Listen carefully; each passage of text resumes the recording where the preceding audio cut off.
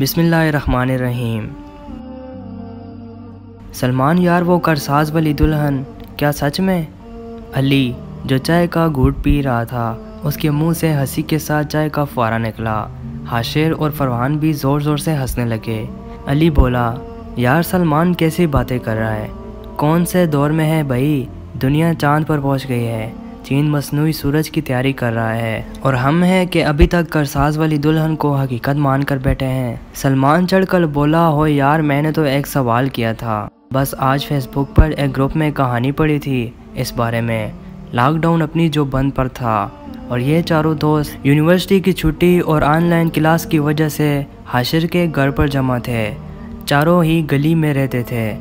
فرحان اچھلتے ہوئے یار ایک آئیڈیا آیا، کیوں نہ آج رات 2 بجے ہم خود چل کر تحقیق کریں تاکہ اس مسئلے کا حل نکل جائے۔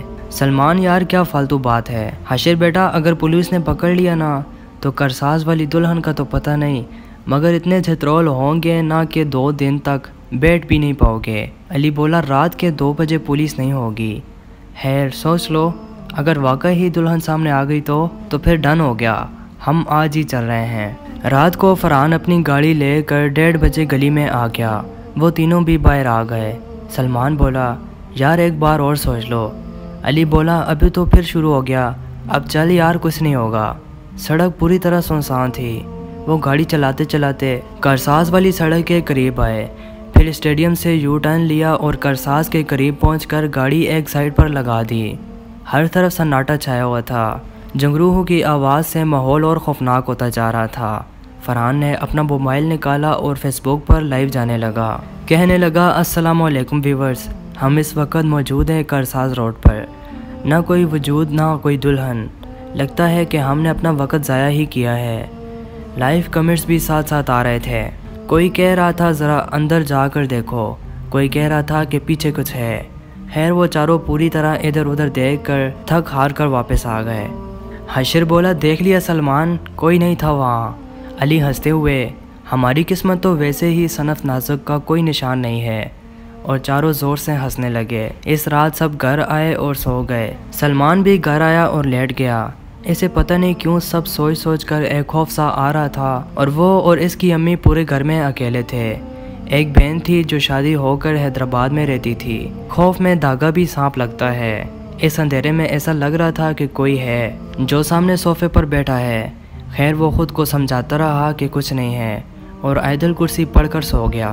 اگلے 2 دن بالکل نارمل گزرے۔ اب سلمان بھی اس بات کو بھول چکا تھا کہ جمعرات کو رات 3 بجے اسے لگا کہ اس کے بال میں ہاتھ پھیر رہا ہو۔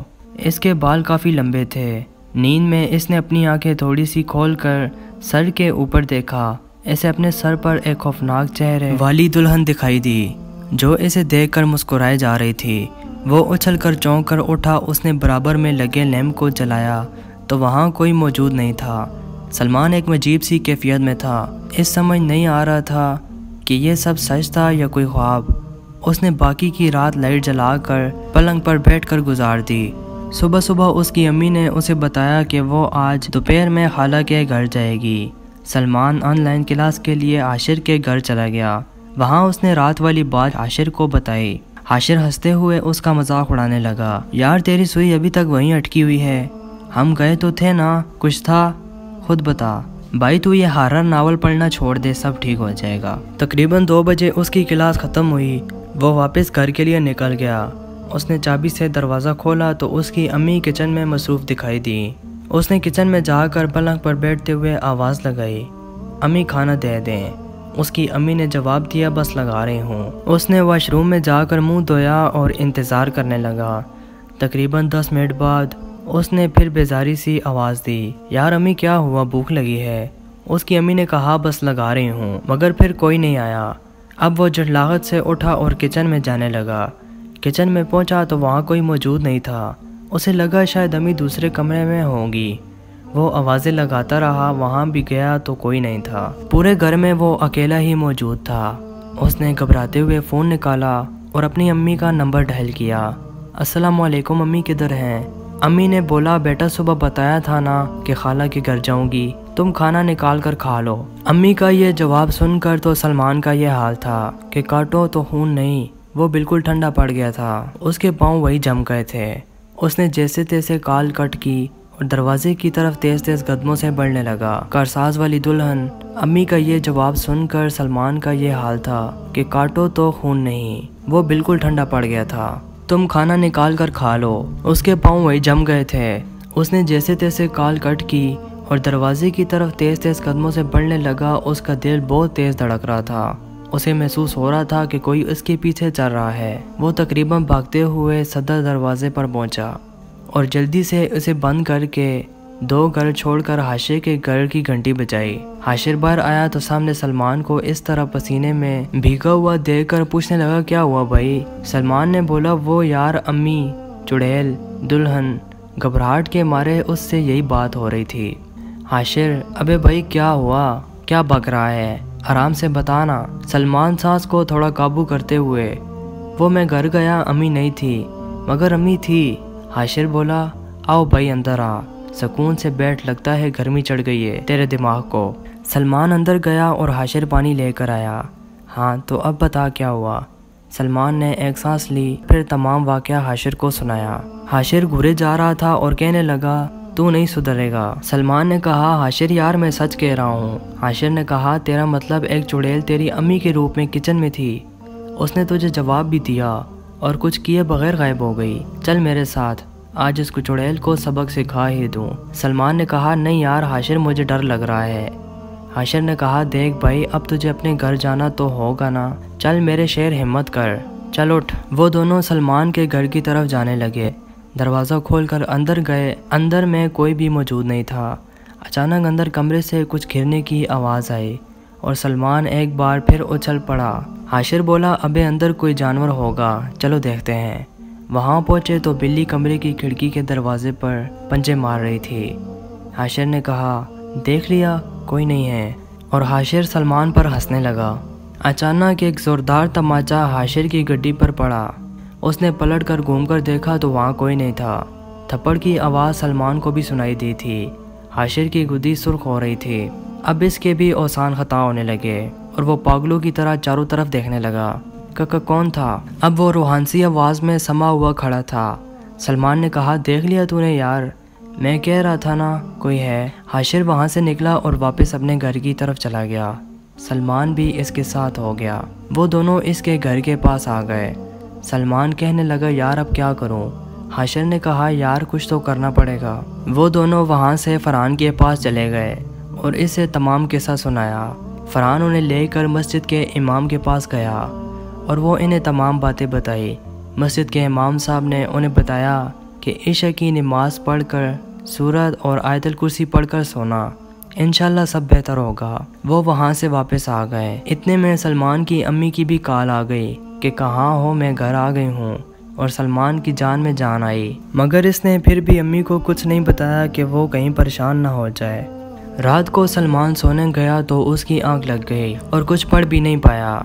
आधी रात को इसने ख्वाब देखा कि उसकी शादी हो रही है, और जब वो दुल्हन को लेकर अपने कमरे में आता है और घूंघट उठाता है तो सामने एक जली हुई चेहरे की बहुत ही भयानक सी लड़की बैठी होती है। वो सलमान को देखते ही ज़ोर ज़ोर से हंसने लगती है और अपना मुंह खोलती है। इसके मुंह से एक ज़बान निकलती है जो शाम की तरह होती है और सीधा सलमान के नरहरे में घुस जाती है और सारा खून पी जाती है। सलमान अचानक चौंक कर उठा तो उसे सामने एक खौफनाक चेहरे वाली लाल दुपट्टे में बैठी नजर आती है। वो खौफ से कपाने लगा। कौन हो तुम? वो ज़ोर से कह के लगाती है। उसकी शक्ल बहुत ही भयानक थी। चेहरा जला हुआ था, आंखें सुर्ख, दांत बाहर की तरफ निकले हुए थे। वो कहने लगी, अरे मैं तो हूँ कारसाज वाली दुल्हन, बड़ा शौक था ना तुम्हें देखने का, देखो मैं आ गई। सलमान कहने लगा, बहन मुझे छोड़ दो, मैंने तुम्हारा क्या बिगाड़ा है, तुम पर तो मैं आशिक हो गई हूँ। और एक छलांग लगाकर उसके ऊपर आ गई और झटके से बिस्तर पर लेट गया। उस चुड़ैल ने मुंह खोला तो बिल्कुल वैसी ही जबान उसके मुंह से निकली जो उसने थोड़ी ही देर पहले ख्वाब में देखी थी। जोर जोर से अम्मी को पुकारने लगा। उसकी आवाज़ सुनकर उसकी अम्मी उसके कमरे में आई तो वो ये देखकर हैरान हो गई कि हाशिर अपने गला अपने हाथ से पकड़कर चिल्ला रहा था कि बचाएं अम्मी बचाएं। उसकी अम्मी भागी भागी उसके पास आए और उसे थपथपा कर उठाने लगी।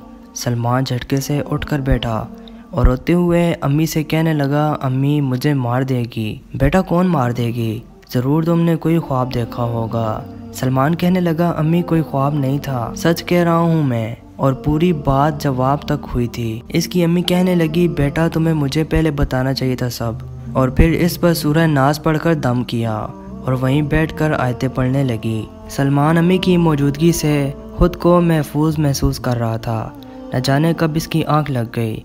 अगले दिन असर में इसकी अम्मी इसे लेकर अपने एक दोस्त के घर गई, जिनके भाई काफ़ी पहुंचे हुए आमिल थे। सलमान भी उन्हें बचपन से ही जानता था और इन्हें मामू फरहान नहीं कहता था। वहाँ से वो मामू फरहान के आस्थाने पहुँचे।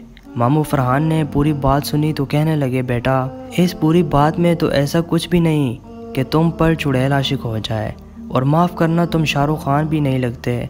और मुस्कुराने लगे। मामू फरहान थोड़ी मजाकिया तबीयत के थे। खैर इन्होंने कहा, सोच कर बताओ, और कुछ तो नहीं हुआ था। सलमान फिर सोचने लगा, हाँ मामू वो मुझे बहुत तेज़ पेशाब आया था और मैंने वहाँ एक कोने में पेशाब किया था। मामू फरहान, जबकि वहाँ दीवार पर लिखा हुआ है कि देखो यहाँ गधा पेशाब कर रहा है। मामू फरहान ने एक और तंज मारा और कहने लगे, अकल है कुछ के नहीं। फिर आंखें बंद करके कुछ पढ़ने लगे। अचानक कमरे में तेज हवा खिड़की से दाखिल हुई और एक काला धुआं गोल गोल बनूर की तरह घूमने लगा। मामू गुस्से से पूछने लगे, कौन हो तुम? दूसरी तरफ से कहको की आवाज़ आई। मामू ने फिर गरजदार आवाज़ में पूछा, कौन हो तुम? उस धुएं में से आवाज़ आई, मैं नहीं बताऊंगी। मामू फिर गुस्से से चिल्लाए, माहौल करती है बताओ तुझे। फिर कुछ पढ़कर इस धुएं पर पानी मारा तो चुड़ैल अपने रूप में सामने आ गई। उसकी आंखें गुस्से से ऊपर चढ़ी हुई थी। उसने ज़बान निकाली तो लंबी ही होती चली गई। ज़बान जैसे ही मामू की गर्दन के करीब आई तो मामू ने इसे हाथ से पकड़ लिया और टपटपाने लगी, छोड़ दे मुझे। मामू ने फिर गरजदार आवाज़ में कहा, अब मुमकिन नहीं। वो अचानक गायब हुई और पलटकर दूसरी तरफ से आई। इस दफ़ा उसने पीछे से हमला किया था। मामू ने इस दफ़ा भी बड़ी फिरती साइड से होते हुए उसको गर्दन से पकड़ लिया। मामू अब बता तू कौन है और क्या चाहती है? अब चुड़ैल थोड़ा काबू में आई। मेरा नाम समरीन है। मेरी मौत एक धमाके में हुई थी। जब मेरी बारात जा रही थी करसास के सामने, हमारी गाड़ी का सिलेंडर फट गया था। तब से मैं वहीं भटक रही हूँ।